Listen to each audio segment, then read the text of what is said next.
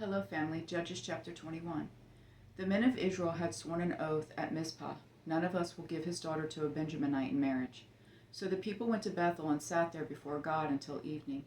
They wept loudly and bitterly and cried out, "Why, Lord God of Israel, has it occurred that one tribe is missing in Israel today?" The next day the people got up early, built an altar there, and offered burnt offerings and fellowship offerings. The Israelites asked, "Who of all the tribes of Israel didn't come to the Lord with the assembly?"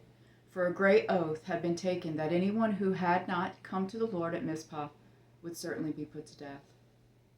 But the Israelites had compassion on their brothers, the Benjaminites, and said, "Today a tribe has been cut off from Israel. What should we do about wives for the survivors?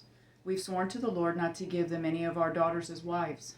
They asked, "Which city among the tribes of Israel didn't come to the Lord at Mizpah?" It turned out that no one from Jabesh Gilead had come to the camp and the assembly, for when the roll was called, no men were there for the inhabitants of Jabesh Gilead. The congregation sent 12,000 brave warriors there and commanded them, "Go and kill the inhabitants of Jabesh Gilead with the sword, including women and dependents. This is what you should do: completely destroy every male as well as every woman who has gone to bed with a man." They found among the inhabitants of Jabesh Gilead 400 young virgins who had not been intimate with a man, and they brought them to the camp at Shiloh in the land of Canaan. The whole congregation sent a message of peace to the Benjaminites who were at Rimmon's rock. Benjamin returned at that time, and Israel gave them the women they had kept alive from Jabesh Gilead.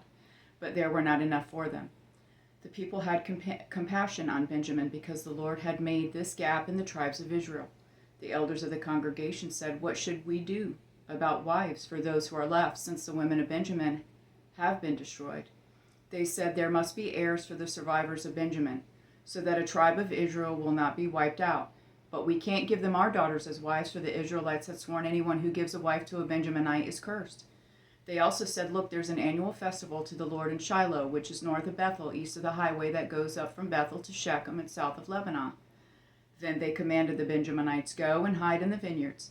Watch, and when you see the young women of Shiloh come out to perform the dances, each of you leave the vineyards and catch a wife for yourself from the young women of Shiloh and go to the land of Benjamin. When their fathers or brothers come to us and protest, we will tell them, 'Show favor to them, since we did not get enough wives for each of them in a battle. You didn't actually give the women to them, so you are not guilty of breaking your oath.'" The Benjaminites did this and took the number of women they needed from the dancers they caught. They went back to their own inheritance, rebuilt their cities, and lived in them. At that time, each of the Israelites returned from there to his own tribe and family. Each returned from there to his own inheritance. In those days, there was no king in Israel. Everyone did whatever seemed right to him. I love you, Jonathan and Jesse.